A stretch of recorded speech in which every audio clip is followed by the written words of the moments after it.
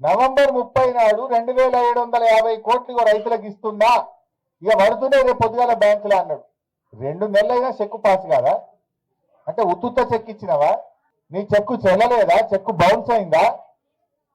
Revanth Reddy cheque bounce అయితే మరి ప్రభుత్వానికి ఇజ్జతే లేనట్టుగా. మరి అంటే నువ్వు మోసం చేద్దామని చెక్ ఇచ్చినవా? నిజంగా ఎందుకు చెక్కు పాస్ కాలేదో ఇలా ప్రభుత్వం సమాధానం చెప్పాలి. నవంబర్ 30 నాడు రైతుల మీటింగ్ పెట్టి చప్పట్లు కొట్టించుకున్నావు నువ్వు ఆ రోజు.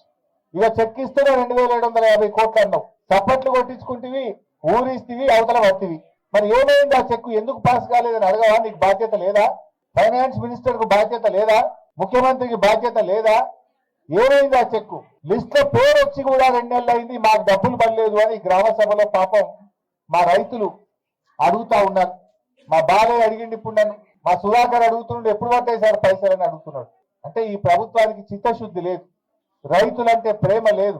అబద్ధాల పునాదుల మీద అధికారంలోకి వచ్చి పాలనలో కూడా అబద్ధాల పరంపరను కొనసాగిస్తున్న ప్రభుత్వం ఈ కాంగ్రెస్ ప్రభుత్వం.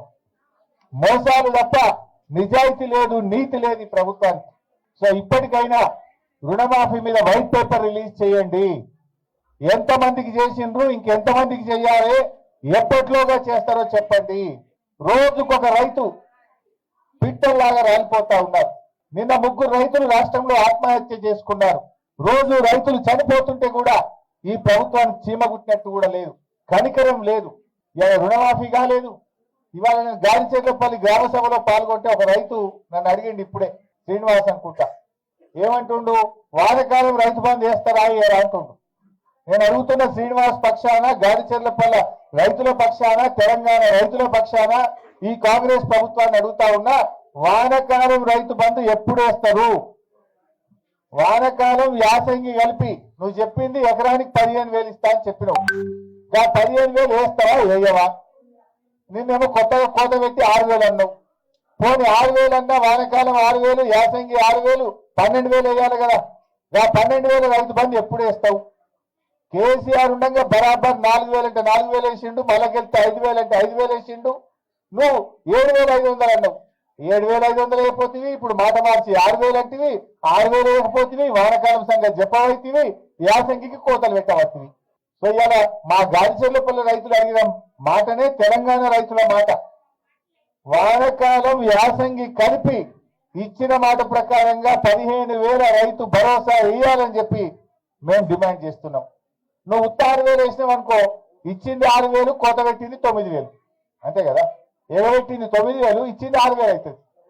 కేసీఆర్ ఇచ్చినట్టు ఇచ్చిన 10,000 అంటే నువ్వు 6 ఇస్తే 4,000 కోత పెట్టినట్టేనే. పాత లెక్క చూస్తే 4,000, నువ్వు చెప్పిన ప్రకారంగా చూస్తే ఎకరానికి 6,000 కోత పెట్టి 9,000 కోత పెట్టినట్టు. పాత లెక్క చూస్తే 10కి 10 6 పడ్డాయి అంటే 4,000 కోత పెట్టినావు. నువ్వు చెప్పిన ప్రకారం 15,000 ఇవ్వాలి. 15కి బదులు 6 ఇచ్చినావంటే 9,000 కోత పెట్టినట్టు.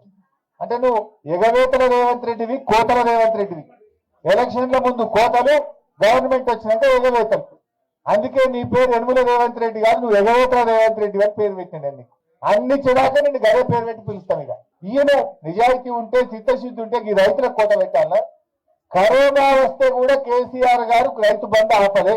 కరోనా కష్టకాలంలో కూడా వానకాలం 5,000 పడ్డాయి, యాసంగికి 5,000 పడ్డాయి. నీకేం కష్టం వచ్చింది? ఇప్పుడు 1,00,000 కోట్లతో మూసీ ప్రాజెక్టు కడతా అంటున్నావు, 15,000 కోట్లతో ఔటర్ రింగ్ రోడ్ వేస్తా అంటున్నావు. నీ ఊరికి 5,000 కోట్లు ఖర్చు పెట్టి 6 లైన్ల రోడ్ వేసుకుంటున్నావు. నీ ఊరికి వేసుకో. మరి నీ ఊరికి రోడ్ వేసేందుకు పైసలుంటాయి, మూసీ సుందరీకరణకు పైసలుంటాయి, ఔటర్ రింగ్ రోడ్కు పైసలుంటాయి. రైతులకు ఇవ్వమంటేనే ఉండయా నీకు? రైతులకు ఎందుకు ఇవ్వవు? వెంటనే రైతులందరికీ రైతు భరోసా, వానకాలం యాసంగి డబ్బులు ఇవ్వాలని చెప్పి మేము ఈరోజు డిమాండ్ చేస్తా ఉన్నాం.